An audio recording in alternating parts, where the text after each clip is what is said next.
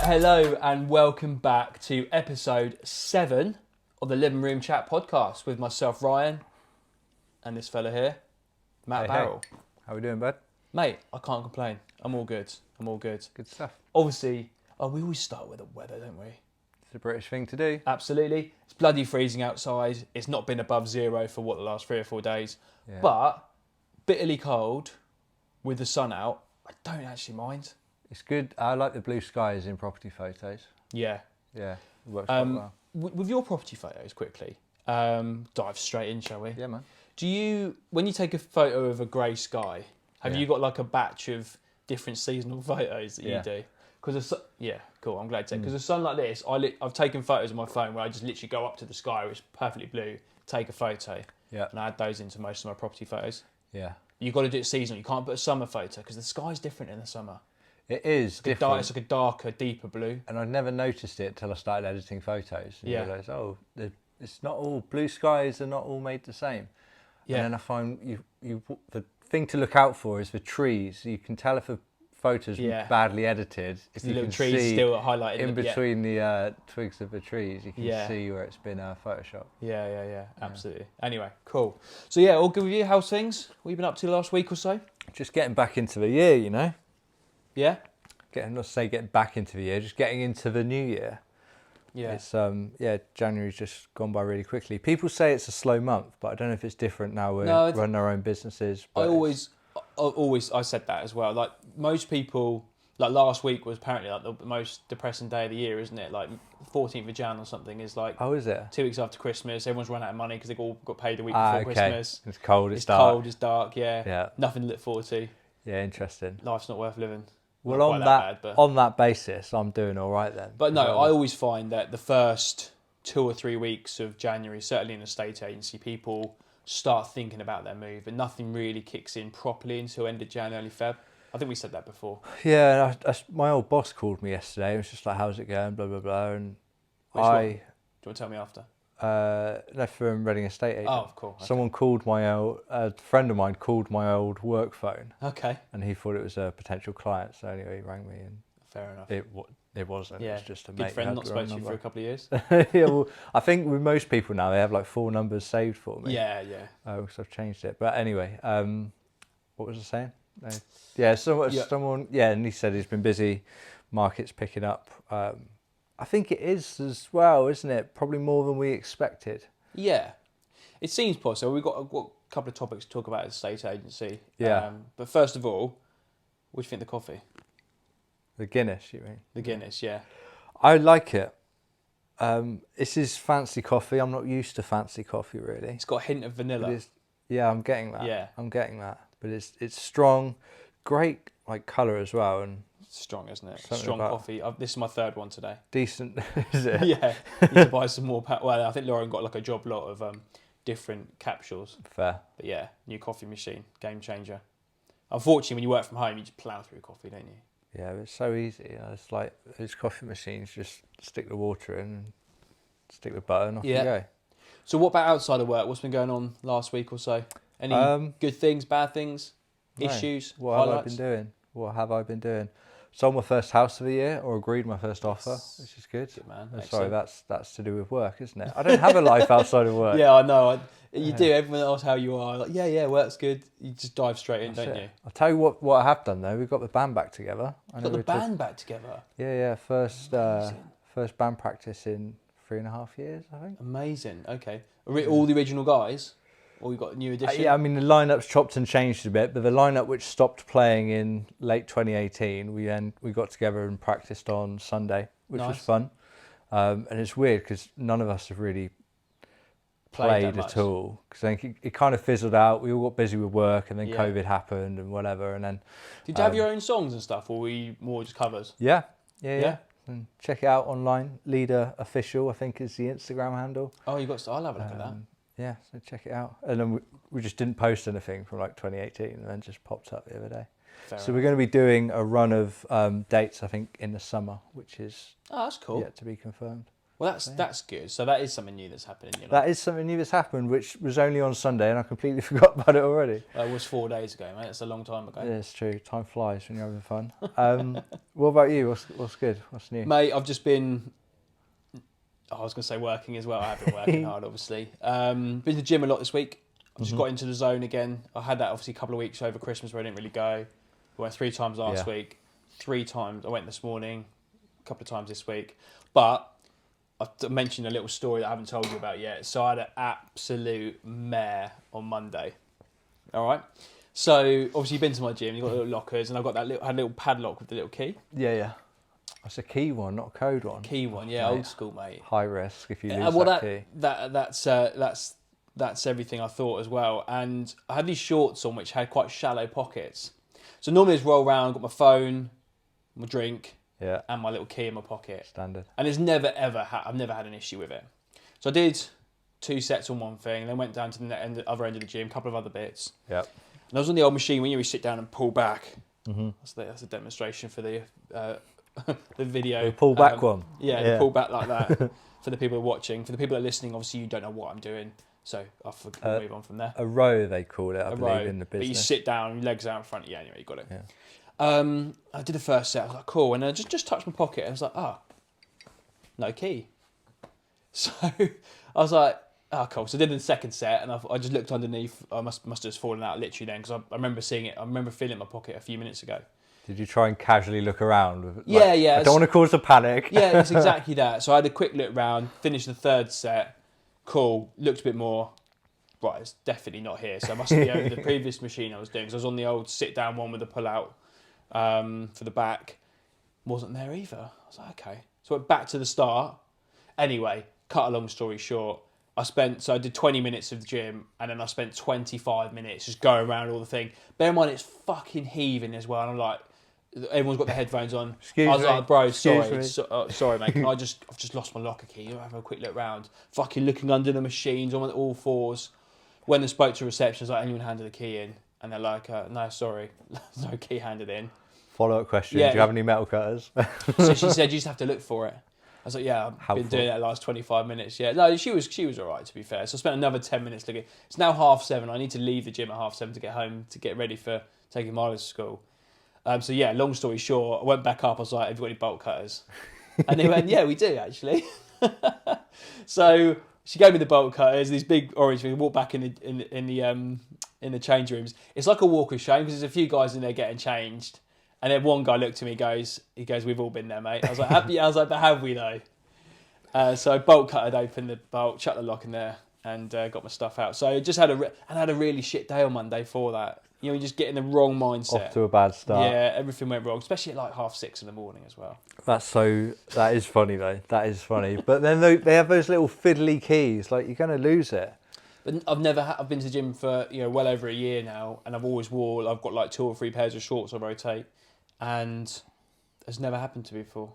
So I had a similar thing. Cool. Whereas my lock. That's not just me. You're not alone. We have all been there, I think. I had a code lock, not a key lock. I had a code lock, right? 4-digit code lock. Locked it. Went about my workout. When I got back to the changing room, all of a sudden I couldn't remember my 4-digit, my code. I couldn't remember it at all. And I was there, in the end, I got it, but I was there for, I want to say 15 minutes. Yeah.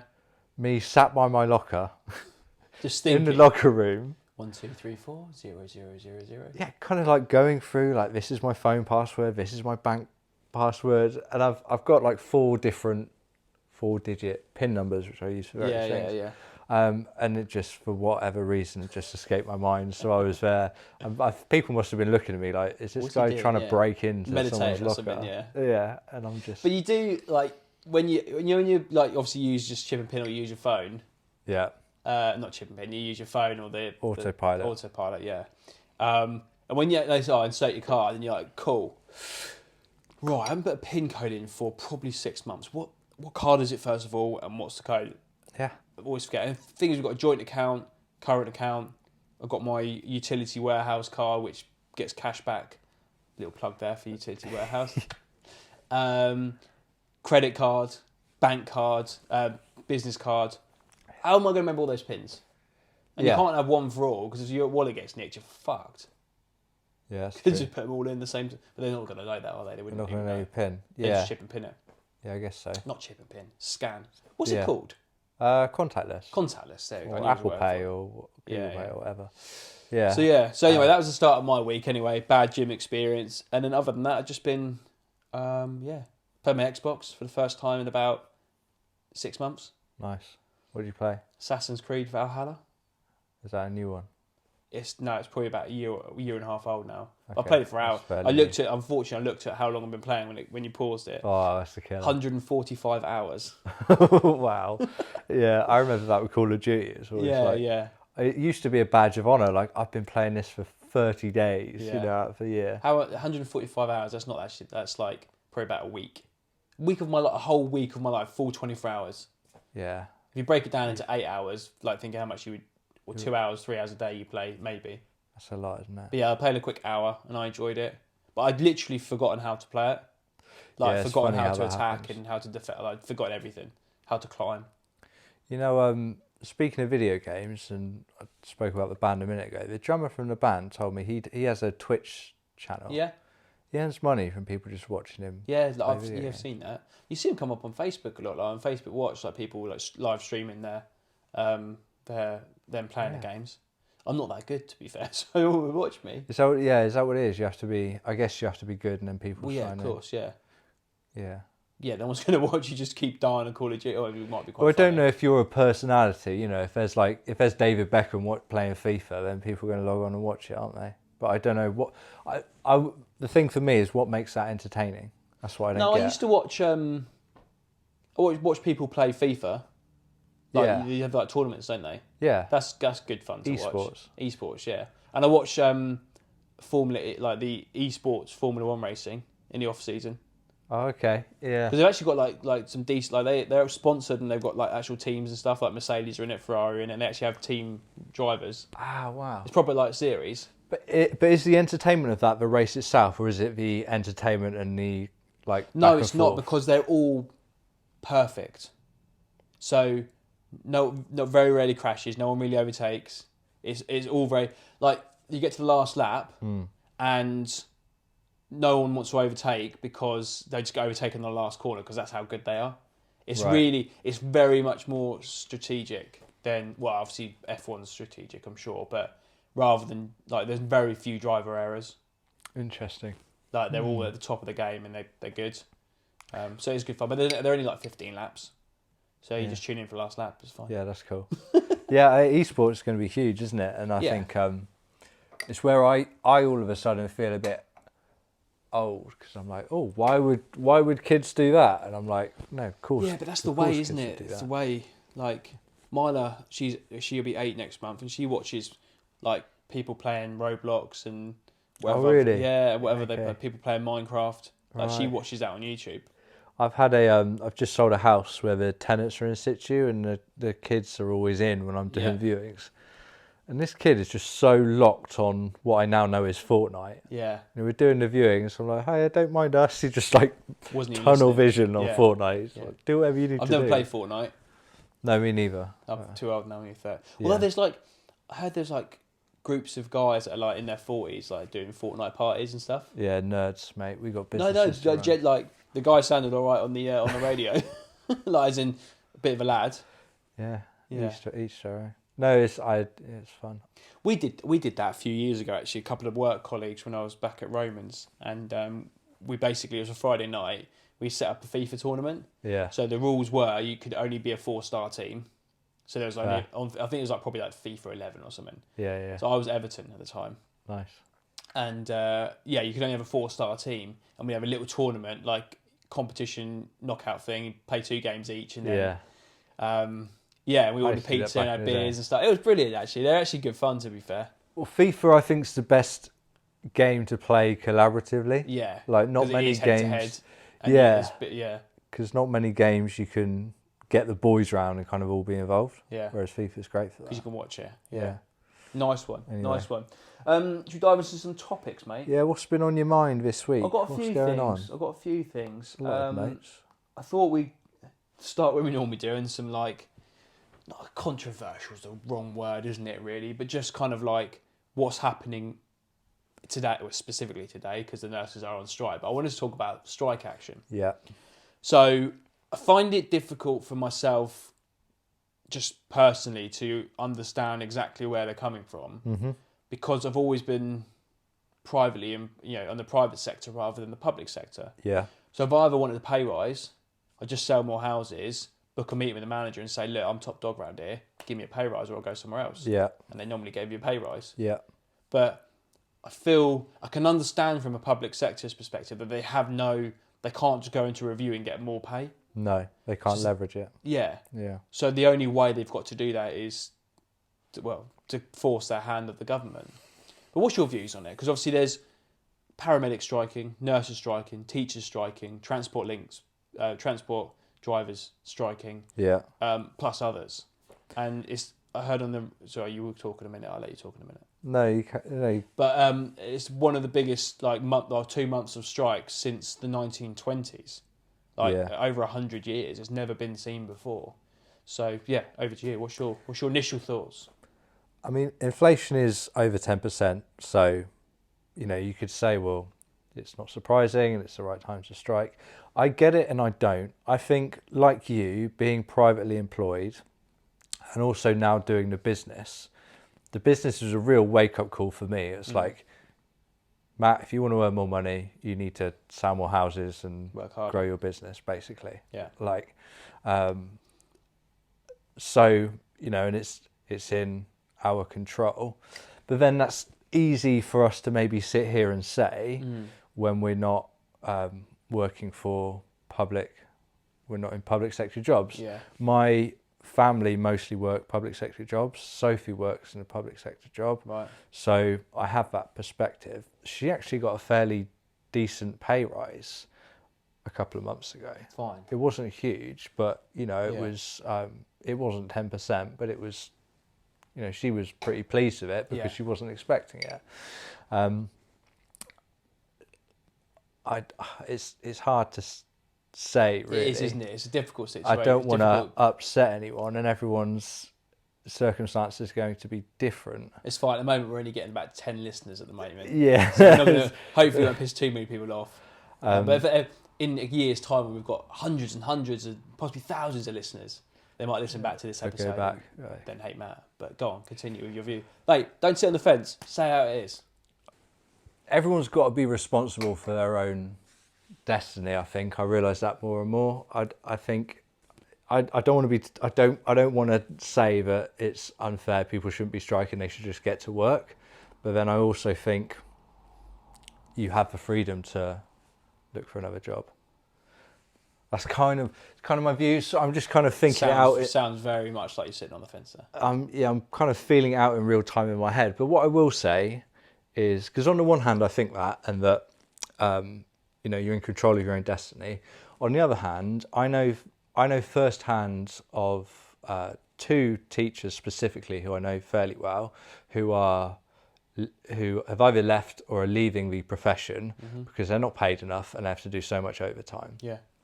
And these are people who are in schools, teaching kids, working hard, staying late after school, having to do extra work on the weekends. Yeah. And when I talk to both of these people, I can see, I'm like, yeah, you're getting paid this. No one would do that much work for that money. For that little money and that little thanks as well. Yeah. It sounds like a completely thankless job. Yeah. So on that side of the fence, I think, yeah, absolutely strike, demand more money. And this is what I say to Sophie as well with her job, because it's very strict. And it's like, this is what the council, this is a package. Yeah. This is it. Take it or leave it. Take it or leave it. You have no say. Yeah. You can go private, but there you're just going to be working to all of the KPIs and you'll have all of the bullshit that goes along with that. Yeah. The one thing I think about Soph's job, I hope her bosses don't watch this. Again, in a year's time, they'll come back and listen to it, and then. Yeah, it does seem like it's more caring about the kids and the parents and the kind of stuff there, rather than just focusing on KPIs and bottom line. So I think there's a benefit to the public sector approach. Yeah. I think from my view, I'm all over the place with my thought process on this, mate. Yeah. Sorry, but it's fine. No, it's an interesting topic, isn't it? Because we're not seeing it from their perspective. No. I completely 100% agree with nurses striking, paramedics striking, teachers striking, because you hit the nail on the head. They get paid shit for what they do. Yeah. They work stupid hours, ridiculously long hours, very little thanks, and they're a breaking point. Someone's got to give. On the flip side, what I don't agree with is transport. Like bus drivers, okay, I don't know how much they get paid, but like you always think the underground, you always strike on the underground, and the average underground drivers pay like 65, 70 grand a year. That's a good salary, like a really good salary, and you've got nurses on 20 grand a year. Yeah. Like, come on, like. If people can't get to work on the train, call work from home or get a bus or fucking ride a bike. You know what I mean? But if you're ill, desperately ill, and need help, you can't just do that. You need a nurse there. You need a doctor there. You need paramedics to get you there. They're vital. You're right. There's different ranks of public sector job. I have no sympathy for train drivers. No, I've said it. We could put that. That'd be a TikTok reel. That'll get some abuse, wouldn't it? I think maybe also if you're an underground driver on 65k a year, it's a decent salary. I don't know how hard you have to work if you're an underground driver. Yeah, but you're not a nurse in a busy hospital. No, I wouldn't want to work in they're underground, literally. So it's dark. It's difficult conditions. It must be quite it must be a mind-numbing job. You've got to focus and do what you're doing. But I don't know if it's just press go and it just takes you there, or you have to actually. I think you have to change the speed and stuff. Don't you use a little lever and stuff to push forward? I imagine. We sound really stupid here, don't we? But then if you've chosen to do that job, exactly, you know what you're signing up for, don't you? Yeah. You can't sign up to be a tube driver and then get annoyed because you've got to drive tubes all day. Yeah. No one told me I was going to be in the darkness all the time. No one told me I was going to have to push a lever. I thought I could just sit back and read the paper. But nurses and teachers especially, Lauren works at a school, obviously, and they are, there's mass exodus of teachers there because why would, they could go, if I was a teacher now, I'd be like, get me to Australia now. Go and live the other side of the world where you pay double the amount with less hours for people that actually appreciate you. Yeah. And absolutely. So I think there's no option but to strike. And I think the government, I'm going to sit on the fence here.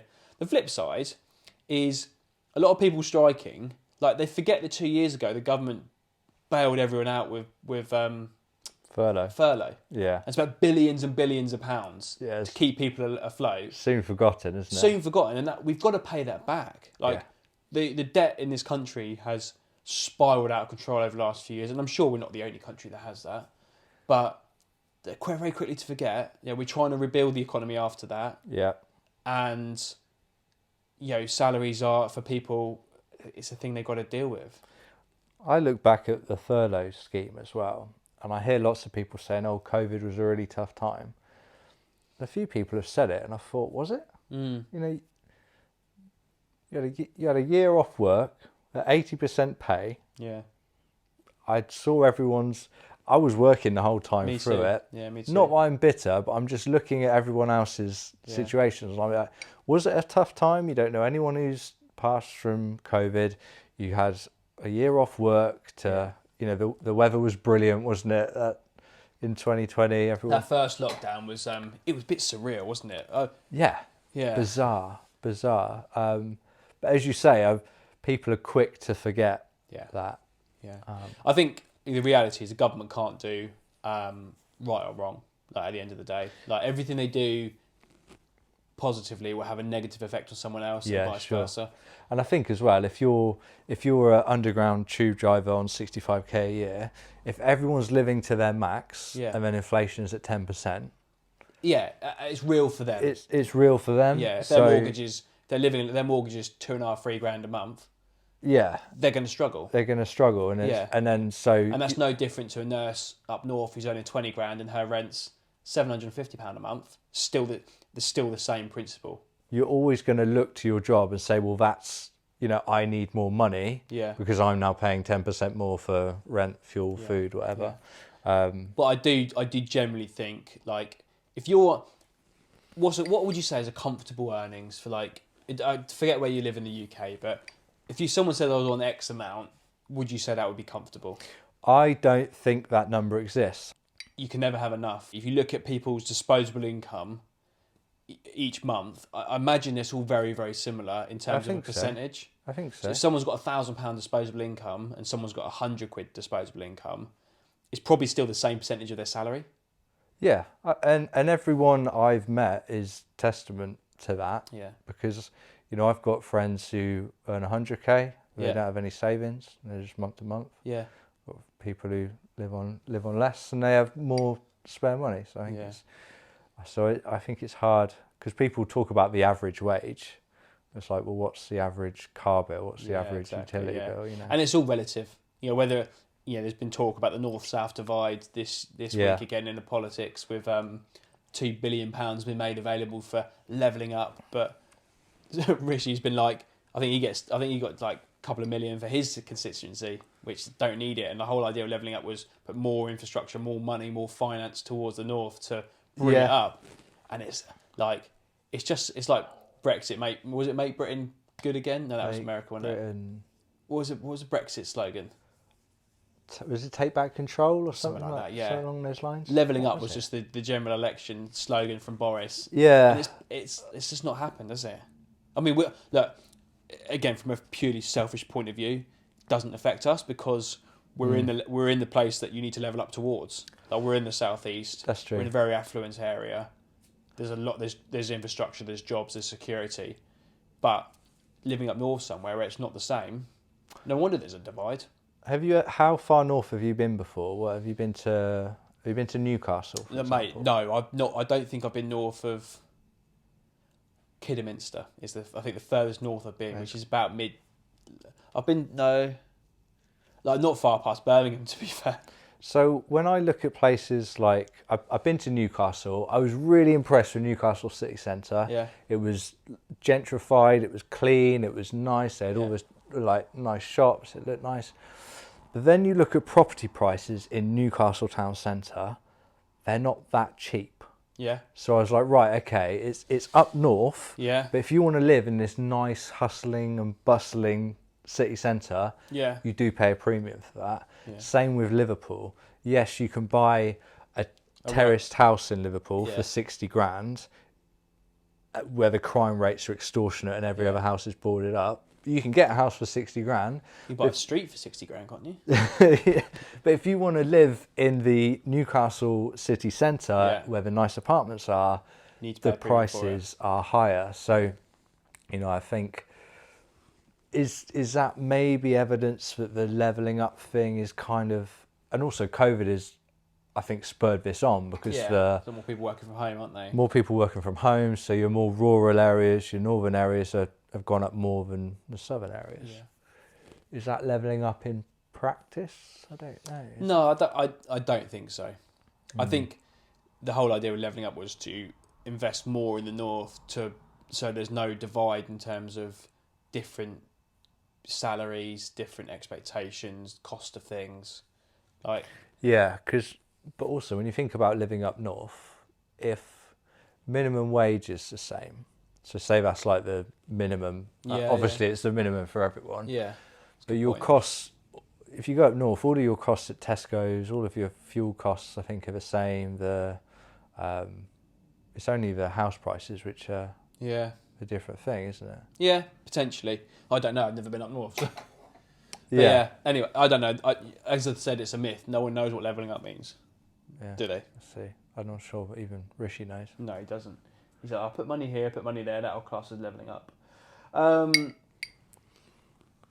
You want another topic to talk about? I've got a couple to go through. So I've got some agency chat, but you've written a mini essay here. No, not really, mate. It's just a statement. That's from I've got agency chat in a minute. I've got a couple of things before that. One thing I just wanted to touch on very briefly. It's probably old news now, a week later, but I know it's a couple of days later. The match of the day prank. Okay. How many times have you had a WhatsApp message on your lads group chat where it's like a picture and you press it and that noise comes up straight away.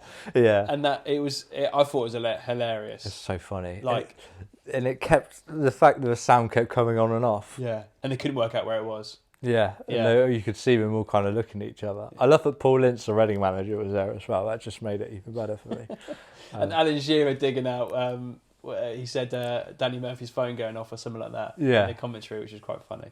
I thought it was hilarious though, because there's a lot of pranksters that do that. Like do these big show things. Like, in fact, my watching, I'll come back to that because it links back to that later. Yeah. But that guy who claimed who did it, obviously had the call of his had the YouTube video of it. He's quite a big guy. Like, he's got like 170,000 followers on YouTube. He's done pranks before at cricket. So we know who did it? Yeah. Oh, okay. Well, he's claimed to be. Yeah. But yeah, I think he had an 8-week suspended prison sentence and was banned from all sporting events in the UK for 2 years for doing something in a cricket ground before. Okay. A little confrontation with one of the England cricket guys.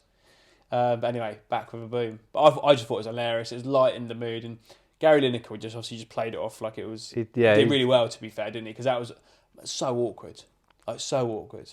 When I see with stuff like that, you realise they're professionals. Yeah. Even the way Danny Murphy kind of shrugged it off, looked awkward for like half a second, but carried on talking about whatever they were talking about. Yeah. You know, there's a skill in that, because I think you asked me on the spot questions about something and I don't know how to answer, and we're on camera, but they're live on telly. Yeah. And they just pulled it off. Because you do have a bit of a persona on camera, don't you? You normally are. I mean, this is very informal, but it's still probably different to how we'd speak with the cameras off. Like if we just chatting, you and I, in the car or out and about.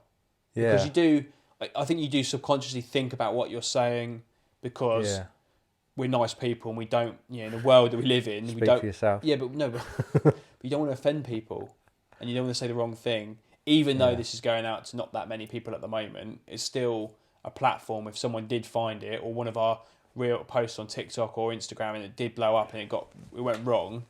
Yeah. Like, this is a segue into my latest TikTok I know thing. it is. Yeah, I did it deliberately. But anyway, match today was really funny. Segue. So we talked about TikTok. Why is that segue for you, Matt? So I went viral on TikTok again. Woohoo! You're the man around here. I didn't go viral. So What is viral? What is viral? Yeah, but say it really casually. Like, I went viral again. Yeah, again. Well, I don't know, because viral. We talked about this before. Because my highest video views ever is 35,000 on a video, which isn't bad. But you got how many on this latest one? So this video last week got 350,000 views.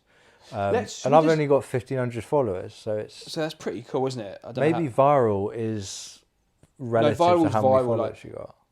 Let's Google that shit. How many views is a viral video? Views classes. I feel like it has to be relative to your following, surely. Because if you're Kim Kardashian and you post and it gets, millions of views, surely that's not viral. Here we go. While there is no precise number when it comes to viral content, as a general rule, around 250,000 views will take your content into the realms of mildly viral. 250,000, fair enough. Yeah, okay. So you've gone viral a couple of times, haven't you? Yeah. 350,000 is good though. You're going to put the little clip on the screen, get a few more? I'll put a very quick little thing. So anyway, I was talking about, I was coming back on the motorway. Yeah. The M4, they've got this red X enforced. Yeah. On the motorway. Yeah. And me and my brother were coming back late at night. There were no hazards on the motorway whatsoever. But the gantry was sending everybody into the far lane on the right and was shutting off the 3 lanes and slowed everyone down to 40 miles an hour. So you had 3 red X's across the top and then a 40 in the far lane. Yeah. And it felt very odd to me to have no hazards, slow down to 40 miles an hour and get over to the far lane. So I slowed down, got over, didn't get a ticket. I looked in my rearview mirror. Everyone else had slowed down, but were in the red X lanes. Yeah. And it was like flash, flash, flash, flash, flash going off. Really? And I hadn't seen that before. I'd seen the red X enforced, but I hadn't I didn't really understand what it meant. Yeah. I'm very grateful I didn't get a ticket. Anyway, I made this TikTok about my experience going along the motorway. And let me ask you something. On a motorway, right? Say you've got 3 lanes. Yeah. What do you call them? You've got lanes 1, 2, 3. What do you call them? Slow lane, middle lane, fast lane. Yeah, right. So who doesn't? So I was trying to be helpful in my video. Yeah. And tell people, if you see the red X, get out that lane, you'll get a ticket, £100 fine. Yeah. That was the premise of my video. Yeah. And the comments section hammered me for calling it a slow lane and a fast lane. Like, really? I was just describing, obviously, like, yeah. the lanes. That's how you would describe them, isn't it? That's how I would describe them. What are they? They're overtaking lanes. Oh, grow up. They're overtaking lanes. Like, I got rinsed. People are like, you need to retake your license and all of this. I was like, what? And everyone I've asked has said what you said. Yeah, slow lane, middle lane, fast lane. Yeah. But anyway. Although saying that, like, I'm frequently on the M4. I'm on the M4 most days. Only a couple of junctions. Yeah. But most days I'm on the M4. And if there's no one in there, I mean, that particular section of the M4 between junction 12 and 10 is particularly busy. There's never no one on that. But I'd always drive in the slow lane. Even do it. I always stick at 70 because that. If anyone's ever driving down the M4 with a new smart motorway, fuck me, don't go over the speed limit. If you're a little bit over, I see so many people get flashed on that motorway, 100%, especially at night time. You see it. It's like a little light show. Yeah. It's a flash. Exactly. So I go 10% over. So if it's a 60, I'll drive 66. If it's a 70, I'll drive 77. But sometimes I'm sat there doing like 55, 60 in the slow lane, in that lane. But what the point is, if there's no one on the motorway, I won't be in the fast. I will definitely be on the inside lane. Yeah. Obviously, because that's the way to drive. Yeah. And I overtake people and come back into it. And then people in the comment, people going on about middle lane hoggers. Yeah, mate, they are annoying. It's annoying. Do you undertake on the motorway? Yeah. Like I do every day. Yeah, I'm like, if you're going to sit in the middle lane and do 60, I'm not going to piss around like going out and coming back in. I'm just like, yeah. I had one dickhead, in a black Mercedes. Like if you drive a black Mercedes, like there's no offence to you guys, but this particular guy was an absolute joke. So basically, he's doing 69 miles an hour in the middle lane. Right. So I went outside him to overtake, went up to 77. Yeah. And as I went past him, he sped up to 75. So I couldn't get past him. And I'm not going to break the speed limit to overtake because I know on that bit of M4, I will get flashed. So I just stuck there, and he just stuck there at 75. So I waited for the camera to go past, and I just dropped it down to 70, and he went back down to 70. And then obviously I got an electric car, and the acceleration is woo! Doesn't make any noise. So I belted it to 83, cut in front of him, then slowed back down to 70, and he was behind me then. But I just thought, what a dickhead. Like, why would you do that? First, it's dangerous. Yeah. And it just annoyed me.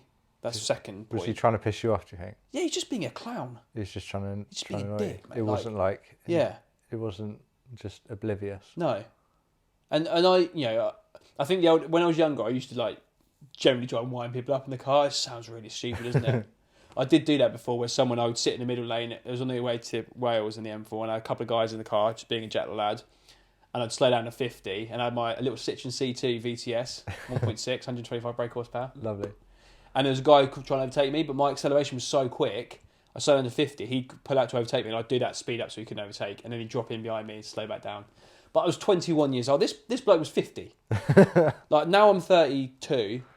I'm genuinely respect. People want to come out or let it in. Just slow down, and let them out. Doesn't matter. I'm an easygoing driver. I agree. I'm an easygoing driver. Me too. Do you know what I really want to get is a dash cam.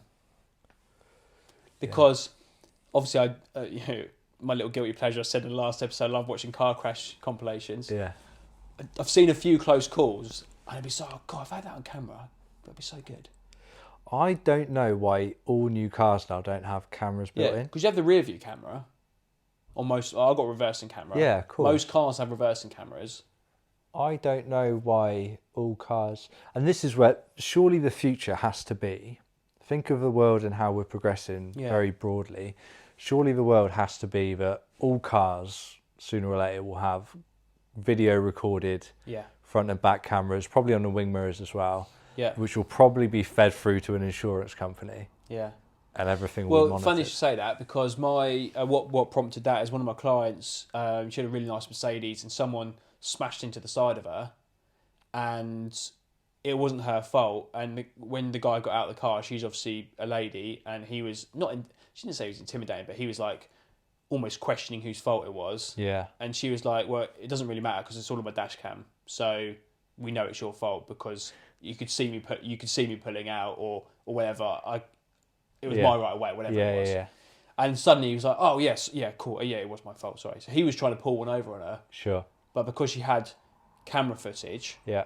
Otherwise, it's their word against who? Absolutely, and people will, and I notice this, people will trick themselves almost into saying they're not at fault. Yeah.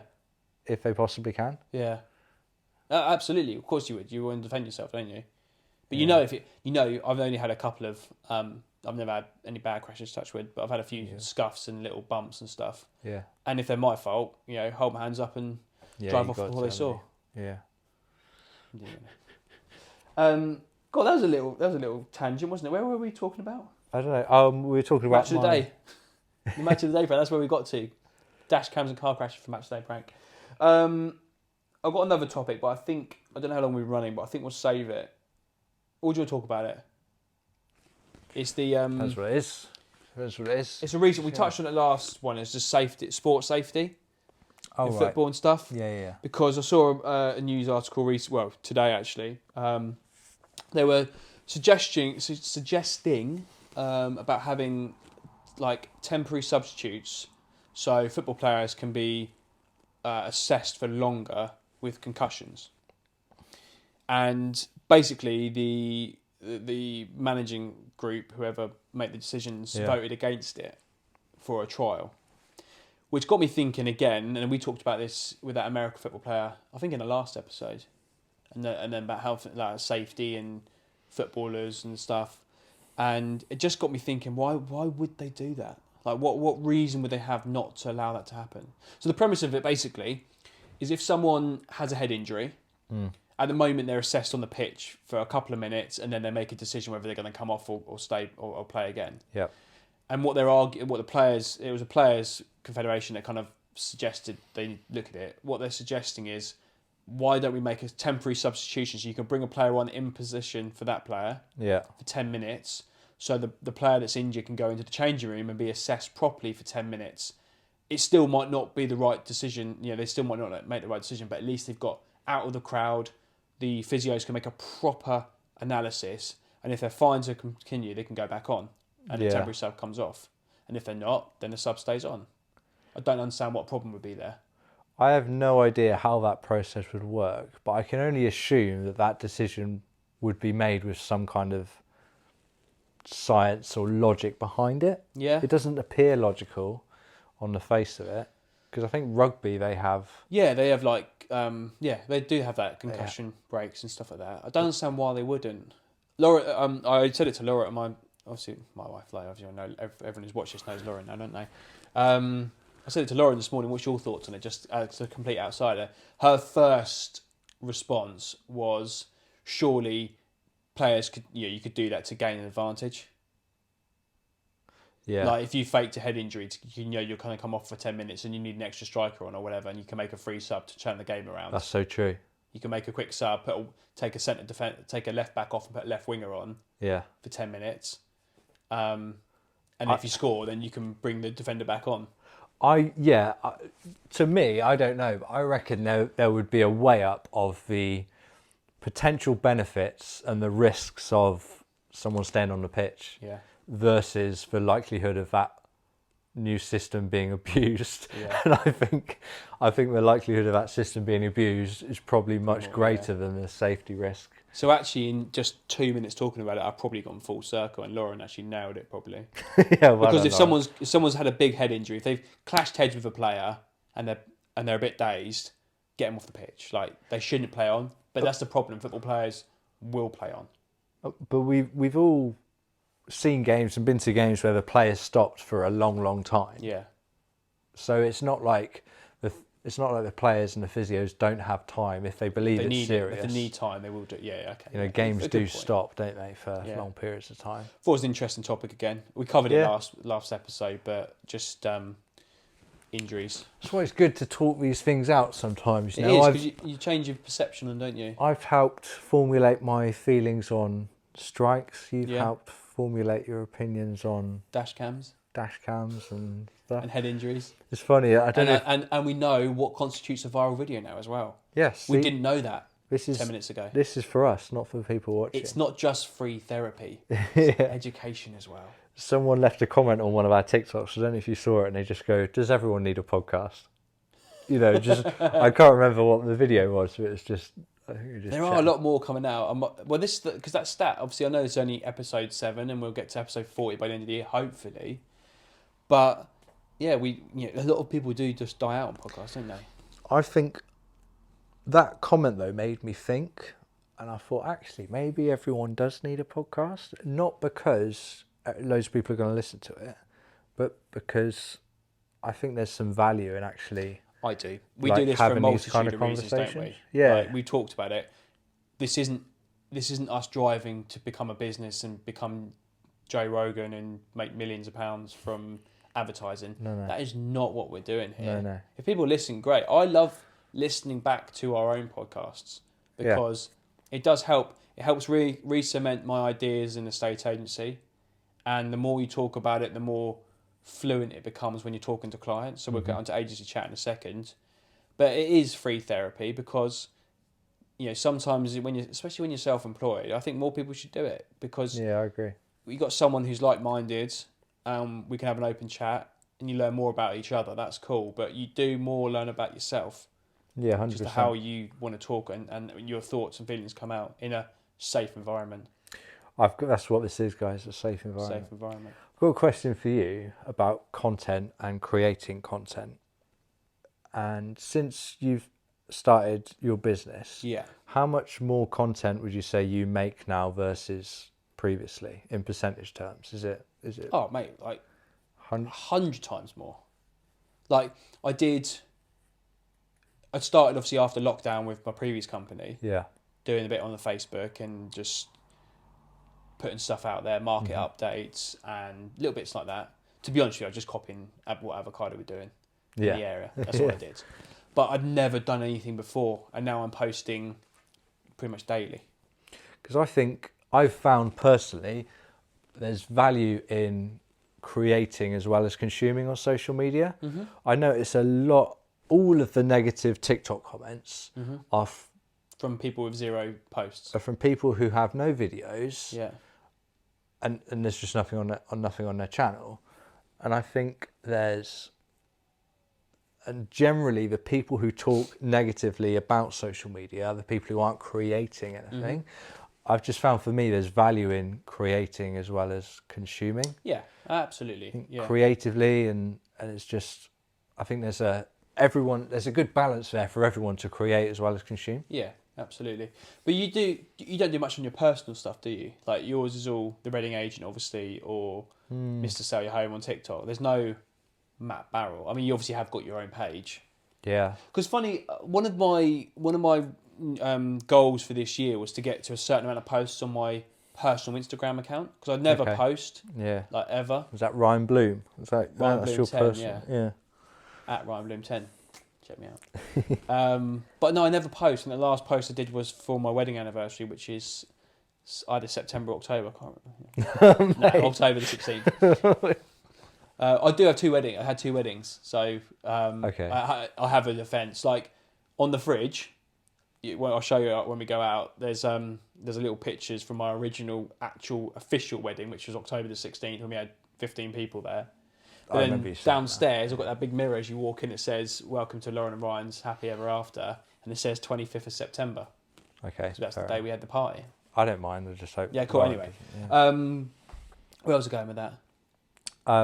The post. So that was my last post back in October 3 months ago. Yeah. And I had this task of I think I wanted to get to do 200 posts on my Instagram account. Yeah. I think I'm at like 46. Which isn't you gotta get doing stuff, man. I know, But then it's like, how do you start? Like, just do it. Start. So my personal Instagram is just when I go away. So it's just holiday photos. Yeah. So nothing during COVID. I didn't post on it for like 2 years. Yeah. Then my business profile. I want to get to.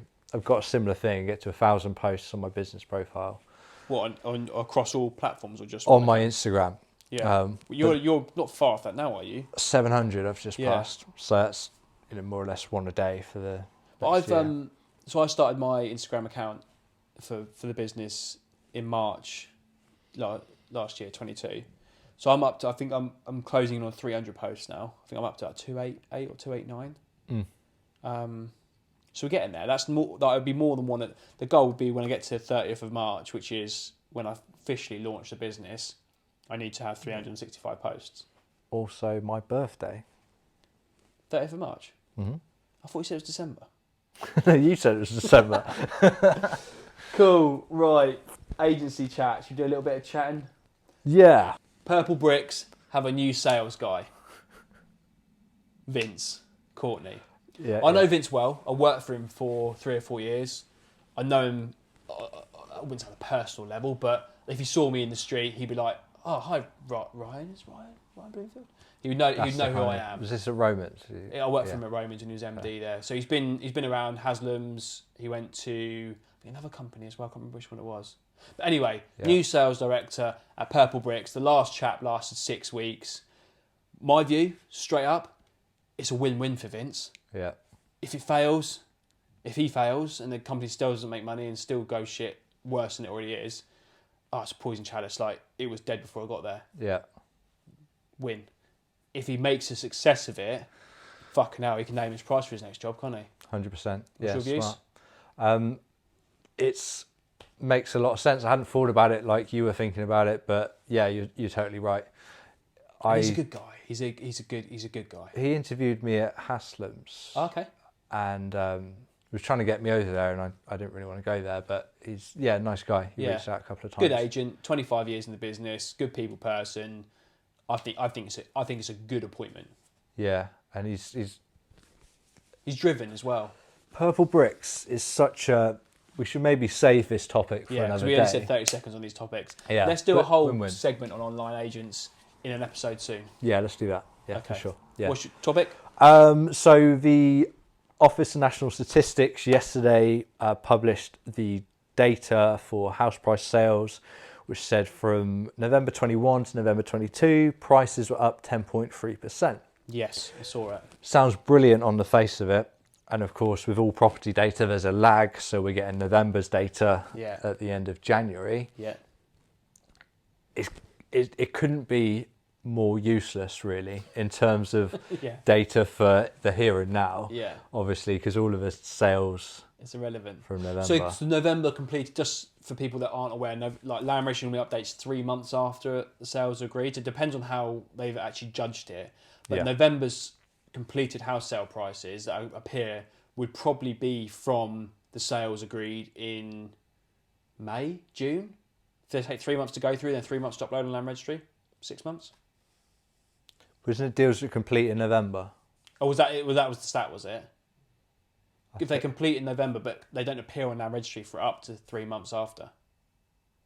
But this is the land registry. Oh, this is the land. Yeah. So it would have been the deals that completed in November.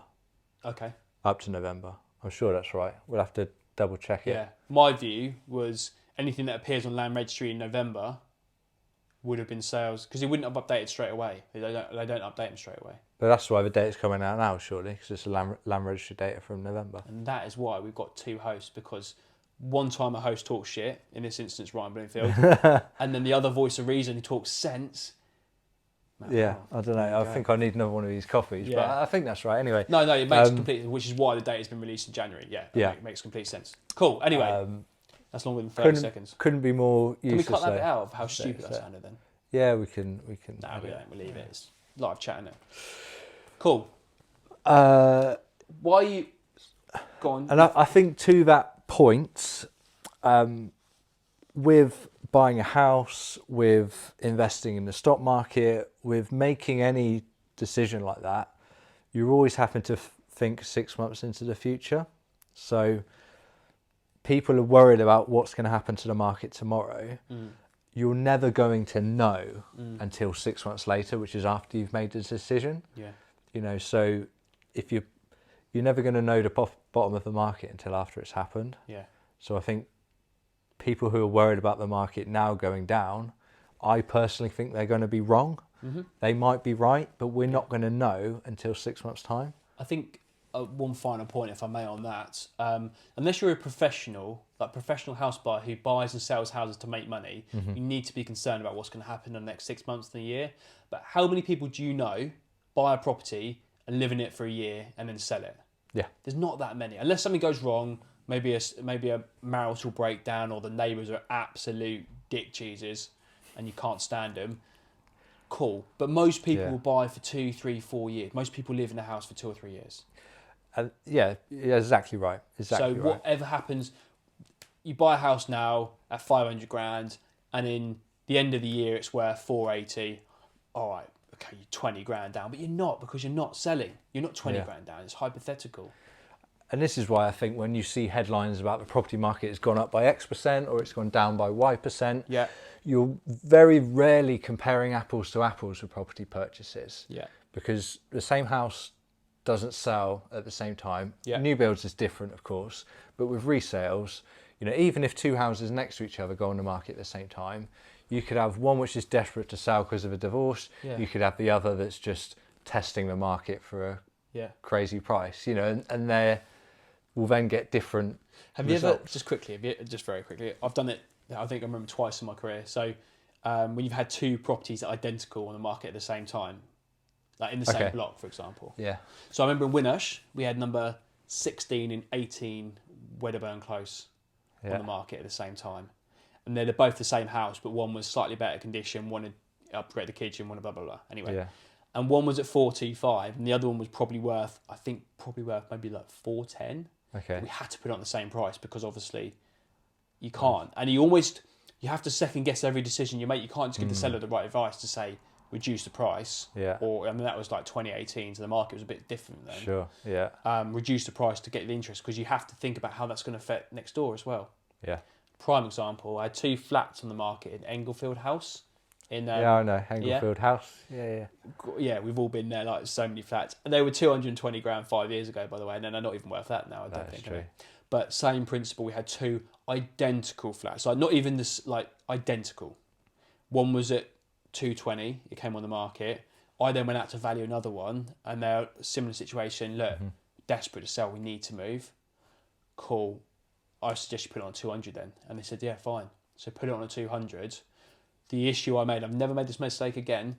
I didn't call my seller at 220. Bear in mind, it wasn't my job, because obviously there was a team of people working with me. But that client didn't find out until the office launched the other house at 200. Yeah. The flat. And they obviously on the phone, pissed, and quite rightly so, because for them, we just lost them 20 grand.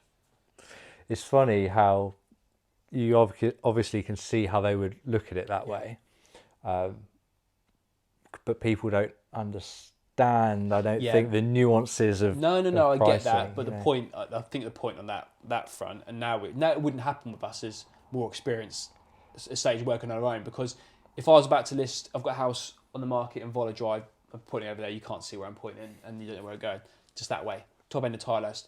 That's on the market at 525. If I list the next 3-bed link detached exactly the same and put it on a 475, I wouldn't just launch it and hope that my sellers don't see it. Yeah, I mean, with the business now, there's no way that's happening. I would call the sellers and say, look, I'm giving you the heads up. Yeah. It's not as good condition, but whatever it is, it's going on 50 grand less. Yeah. I'm giving you the heads up, okay? Yeah, absolutely. And then explain why and have a chat with them there, so it's not a shock. That went a bit longer, didn't it? Any further points on that? No, I just think I think house data is just so misleading a lot of the time. Yeah, absolutely. I've got another estate agency topic. It's a headline I'll read, and in particular, I've got one little statement that I absolutely love. Estate agents concerned about vendors with unreasonable price expectations. Cool. The market's slowing down. There's less people viewing.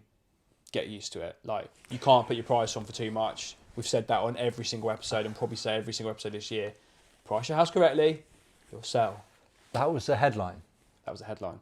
Well, I'd like to just put my hand up. I'm an estate agent concerned about vendors with unrealistic price expectations. Are you?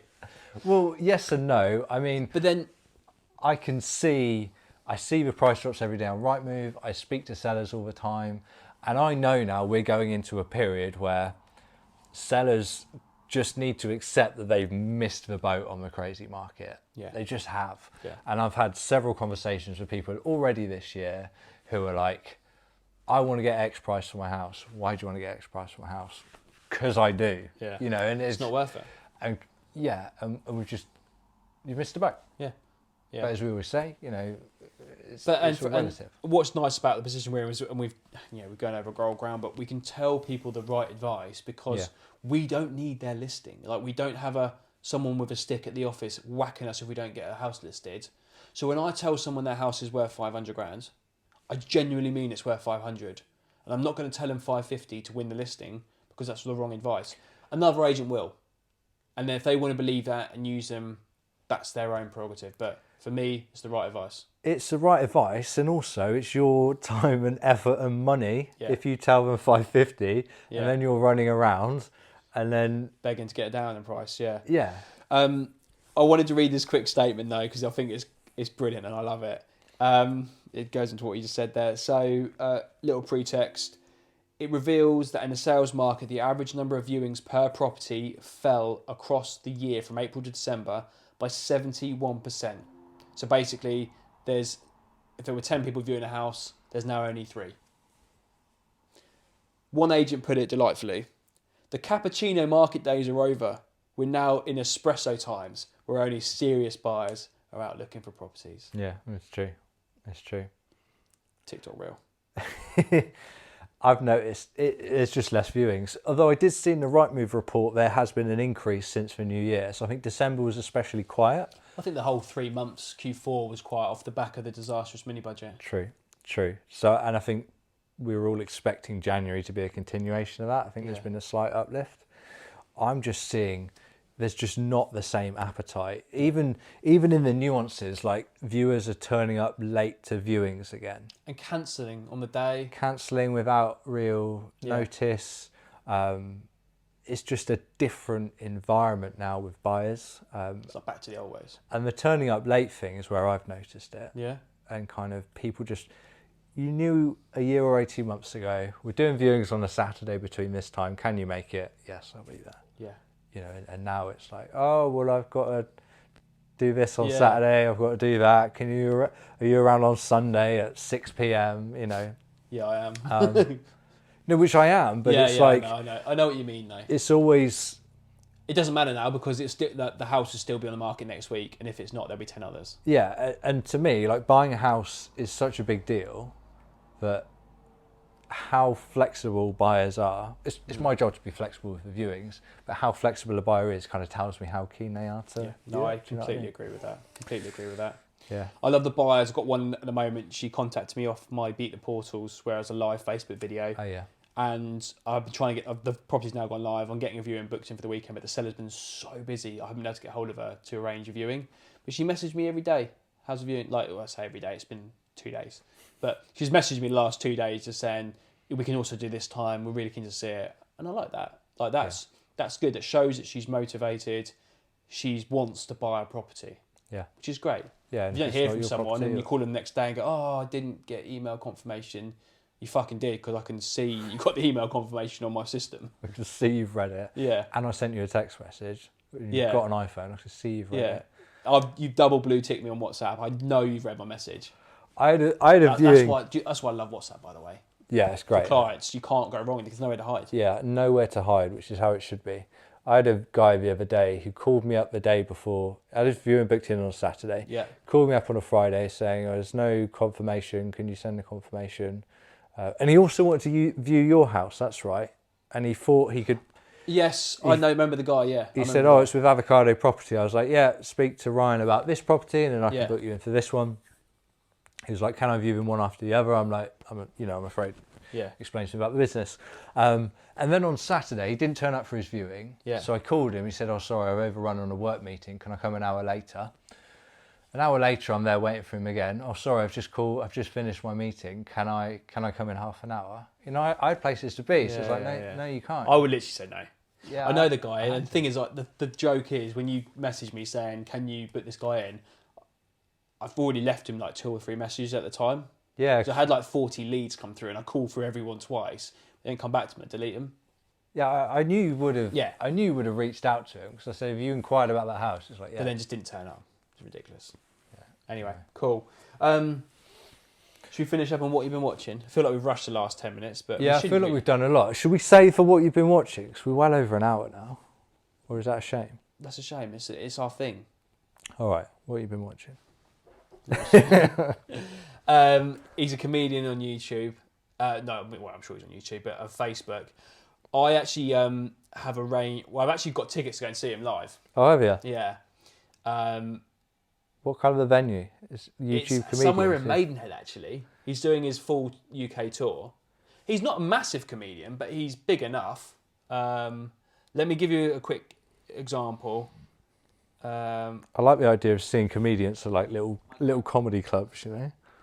That right, kind of. Watch this quickly, and then we'll put it on the scrn now. My grandma escaped Nazi Germany in 1939. When I was just 6 years of age, she took me to one side. She said, "Simon, be careful. People will always hate the Jews." And I remember just thinking, like, why can't you just say happy birthday like everyone else? My grandma escaped Nazi Germany. He's really funny. Yeah, I've seen him on TikTok. Yeah. He used to do the Lee Nelson show. Do you remember that a few years ago? Is he Lee Nelson? Yeah. Well, he's not. That was his name. His name's Simon Brodkin. Right, He done the thing with Sepp Blatter. Remember when the guy threw the cash at Sepp Blatter? Did he do something with Kanye West as well? Probably, yeah. Or was that He's done quite a few stunts. He got arrested for that. He's done quite a few stunts, but he kind of had a couple. It seemed like he went off the radar for a couple of years, and then during COVID, he bounced back. Nice, yeah, of course, yeah. I remember. He's brilliant. This guy. He's so good. So we're going to go and see him in Maidenhead in September, October. I booked it like forward in advance. I'm really excited. I love people. I think he's great. I think he's refreshing. Yeah, hilarious. He's just so funny. Brilliant, love that. So yeah, that's what you've been watching. Simon Brodkin. Follow him on Facebook. He's an absolute top legend. Well, I've been binging Mr. Beast YouTube videos. Yeah. I wasn't aware of this guy 6 months ago. Really? And obviously now he's the biggest followed YouTube account. You do have to like dive in, like, because some of his videos are like 15, 20 minutes long. Yeah. Like full productions. You do have to like sit down and like, right, cool, I'm going to watch it. So I'm going to put a tiny clip of the Squid Game video he did on the screen now. I recreated every single set from Squid Game in real life, and whichever one of these 456 people survives the longest wins 456 grand. This whole video was so well done. He said it cost him millions of pounds, and I'm just blown away by how much money he invests into his content. Yeah. I think he just does a superb job. But it's amazing, isn't it? Because the amount of views he gets, he makes that back like 10 times over. Yeah, but his whole ethos is just to invest every penny back into his business. Yeah. And he's very simple. He just wants to make the best videos possible. Yeah, good for him. Yeah, it's great. You're going to show me the video or no? No, you're going to put it in. I'll put a little clip on. So I'll watch the episodes anyway, so I'll see it in a minute. You'll see it, yeah. So I'll act surprised. He's got that so was much really content. funny. Yeah, it's really good. No, I don't know which one you're going to show, the Squid Game, and I've probably seen that, but I like the one. There was one where he had 4 people and they had £1 million in a glass box, and they had to stand with their hand on top of the box, and the last person with the hand on there gets the money. Yeah. And he was doing trying to get him to play like the mini skateboards and stuff like that, to try and change the hands. And he said, if someone let go now, I'll give you 10 grand now. Yeah, and one he guy always was like, does that. Yeah, 10 grand. And the one with the giant Coke bottle and the Mentos, have you seen that? Yeah, Yeah. I did see that one. I didn't actually watch the end of that one. I only watched the first like 7 minutes of them missing and then got bored. He's brilliant. Do you know what I love about Mr. Beast is he doesn't fuck around. Yeah. All of his videos are edited. Lots of people at the end of their videos will go, "Thank you for watching. I'd like to shout out to blah, blah, blah." Yeah. Not Mr. Beast. No, he's like, "Cool, explosion, done." Yeah. Excellent. Yeah. So on that, I'd like to shout out Matt for being here as a co-host, and if you can like and subscribe. No, explosion. Yeah. Done. Follow us on social media. Yeah, I know. That's cool. Anyway, mate, let's sign off because we've been rambling on for ages. Yeah. Would you like to do the honours of signing off this week's episode? Yeah, find us on social media and we'll see you next week. Peace out.